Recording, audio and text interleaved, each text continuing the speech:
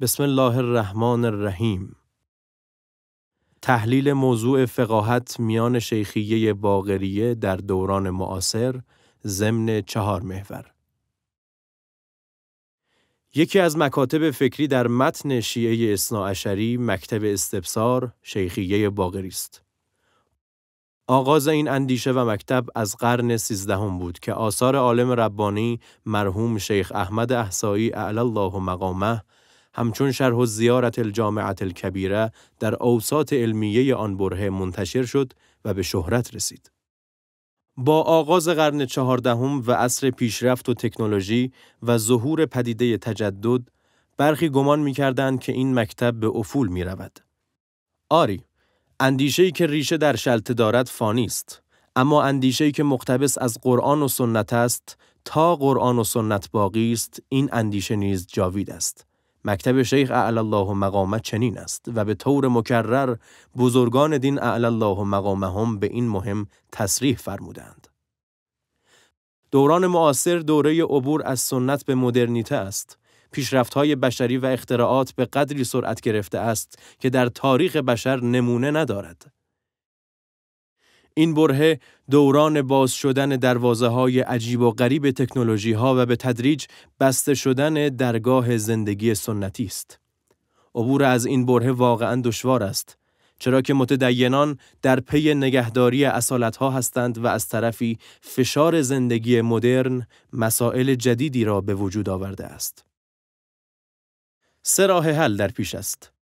یا باید خود را در 4 دیواری محصور کرد و از زندگی در جامعه امروزی دست کشید، یا آنکه از سنت‌ها و امور اصیل و به طور کلی تدین دست کشید و همچون لایک‌ها زندگی کرد. اما روش سوم این است که با حفظ سنت‌ها و اصالت‌ها و سلامتی در ایمان از این دروازه و برهه گذشت و وارد دنیای جدید شد. در این فرصت بر رویکرد فقهی شیخیه باقریه تأملی خواهیم کرد که چگونه این برهه را پشت سر می‌گذارد. بزرگان دین اعلی الله مقامهم در دوره قاجار می‌زیستند. پس از سفر دوم ناصرالدین شاه به فرنگ، کم کم اختراعات غربی وارد ایران شد و سفیران کشورها به ایران اعزام شدند. البته در زمان شیخ مرحوم اعلی الله مقامه هم دوره با فتحعلی شاه قاجار نیز به ندرت بعضی اختراعات و پیشرفت‌های بشری به این مناطق رسیده بود و نزد شیخ اعلی الله مقامه هم آورده بودند. در زمان مرحوم آقای کرمانی اعلی الله مقامه این اختراعها و پیشرفت‌ها اندکی بیشتر شد و این بزرگوار هم نسبت به آنها واکنش‌هایی نشان می‌دادند. مرحوم آقای کرمانی اعلی الله مقامه از علماء شهیر آن دوره بودند و از طرفی با خاندان قاجار نسبت فامیلی داشتند و خود این بزرگوار هم شخص متتبعی بودند که در نتیجه از اخبار روز آگاه بودند و تازه‌ترین کتاب‌ها و پژوهش‌ها به ایشان می‌رسیده است. همین سبب‌ها حجاب معاصریت را کنار زده بود و ایشان از جدیدترین مسائل روز در همه حوزه‌ها دینی، فرهنگی، سیاسی و علوم و فنون با خبر بودند. اما این اختراعها و پیشرفت‌ها در برابر پیشرفت‌های بشری در 4 دهه اخیر بسیار ناچیز است. این دروازه بزرگ مدرنیته با این سر و صدا در این 40 سال باز شده است و همه اختراعها و پیشرفت‌های قبلی ترهیبی از اوضاع فعلی هم نبوده است. اگر در زمان بزرگان دین در هر سال اختراعی ثبت می‌شد و خبرش به ایران می‌رسید، در این زمان تکنولوژی روزانه پیشرفت می‌کند. از این رو این 40 سال نقطه عطفی در تاریخ پیشرفت بشر محسوب می شود و همچنین نقطه عطفی در تاریخ مکتب. چرا که مؤمنان در این روزگار با مسئله های فقهی جدیدی روبرو شده اند و می شوند. رویکرد شیخیه باقریه در برابر این پیشرفت ها رویکردی معقول و معتدل بوده است. به گونه‌ای که نه به 4 دیواری رفته‌اند و ارتباط خود را با دهکده جهانی قطع کرده‌اند و نه از منویات دینی دست برداشتند. در این مجال به ساحت فقه و اصول فقه می‌پردازیم. فقه و فقاهت عرصه گسترده است. یکی از مباحث مهمی که امروزه میان روشنفکران دینی مطرح است، بحث روزآمدی فقه است. به این معنا که برخی احکام فقهی در این زمانه چگونه قابل اجراست. آیا باید نسخه جدیدی از آن احکام ارائه کرد؟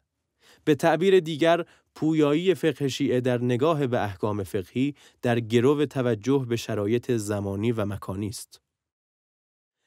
فقه پویا و روزآمد نگاهی معاصر قلمداد می شود و برخی روشنفکران در صدد توضیح و تبیین آن هستند و در مواضعی به بیراهه‌ها کشیده شده‌اند. صورت منظم و شرعی آن با خطکشی‌های فقهی مستدل یکی از موضوعاتی است که در شیخیه باقریه انجام شده است. موضوع فقاهت میان شیخیه باقریه در دوران معاصر را ضمن 4 محور معرفی می‌کنیم. محور اول پرسش‌ها و پاسخ‌های فقهی است.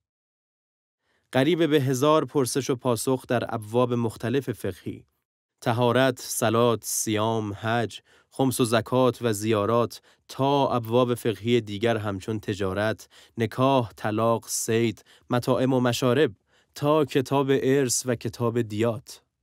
این حجم وسیع از پرسش‌ها و پاسخ‌ها حتی در زمان مشایخ اعظام اعلی الله مقامهم نبوده است، چرا که مؤمنان در آن روزگار با حوادث واقعه مثل این روزگار برخورد نداشتند. گذشته از ابواب فقهی سنتی، بخش معتنابهی از پرسش‌ها و پاسخ‌ها مربوط به پیشرفت‌ها و تکنولوژی‌های جدید است. برای نمونه، پرسش از تکنولوژی‌های جدید در فرزندآوری، پرسش از تکنولوژی‌های جدید در کسب و کار، مباحث فقهی انتخاب فرزند از پرورشگاه، مباحث فقهی فضای مجازی و بازی‌های اینترنتی و این گونه مسائل.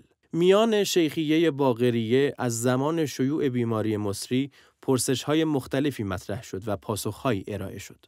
در شرایطی که تندروی‌هایی از ناحیه بعضی چه حوزوی و چه غیر آن در سطح جامعه بروز کرد، میان شیخیه باقریه تدابیر شرعی و عقلی و بهداشتی ارائه شد و تابعان فکری بزرگان دین از مشی معتدل فاصله نگرفتند. محور دوم مباحث تخصصی فقه و اصول است. درس خارج فقه مدتی ادامه داشت و اگر موانعی مانع نمی‌شد و مباحث خارج فقه تکمیل می‌گردید، بسیار مغتنم بود. هرچند آن مقدار بحث خارج فقهی که مطرح شده، الگویی است برای خارج فقه مطابق با موازین و مبانی بزرگان دین اعلی الله مقامهم. محور سوم تحقیقات فقهی است. در 4 دهه اخیر موضوعات فقهی مختلفی به طور تفصیلی تحقیق شده است. عنوان بعضی از این تحقیقات چنین است: توبه مرتد، مسئله قبله، بررسی کلمه اله در آیه وضو، اوقات نماز، تفاوت وقت اول با اول وقت، تبیین مرادات متن کتاب مبارک الجامع لاحکام شرایع و کتاب مبارک کفایت المسائل و سایر کتب فقهی. محور چهارم نوآوری‌های فقهی است. منظور از نوآوری استنباط مباحث فقهی با توجه به مبانی روایی و بیانات بزرگان دین است. عنوان بعضی از این نوآوری‌ها چنین است: شهادت ثالثه و شهادت رابعه، بیان جمله و ان ولیهم ولی الله فاوالی و عدوهم عدو الله فاعادی در تشهد نماز، با تفصیل مقدمات و منابع استنباط این حکم. استحباب اظهار مسرت و دست بر دست زدن در مجالس سرور محمد و آل محمد علیهم السلام و استفاده از تلویزیون برای پخش مباحث دینی. درباره اهمیت آخرین مورد فوق الذکر همین بس که بعضی فقهای شیعه موضع‌گیری‌های شدیدی در برابر مسائل جدید اظهار می‌کردند.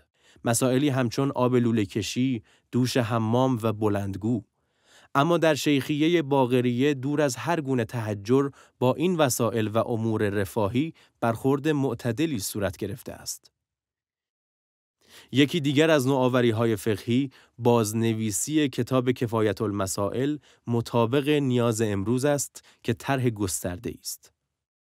این بازنویسی شامل 2 مرحله کلی است: حذف آنچه امروز مورد نیاز نیست، اضافه کردن آنچه امروز به آن احتیاج است و در پایان هر بخش مسائل جدید تحت عنوان مسائل متفرقه یا پرسش‌ها و پاسخ‌های فقهی اضافه شده است. نمونه ها در این بخش فراوان است، صرفاً به عنوان بعضی از آنها اشاره می کنیم. توجه به فتاوای اهل سنت و تخلف از آن، الرشد فی خلافهم، به ویژه در رؤیت هلال. جمع بین صم للرؤیه و افطر للرؤیه و روایت شهر رمضان 30 یوما لا ینقص ابدا.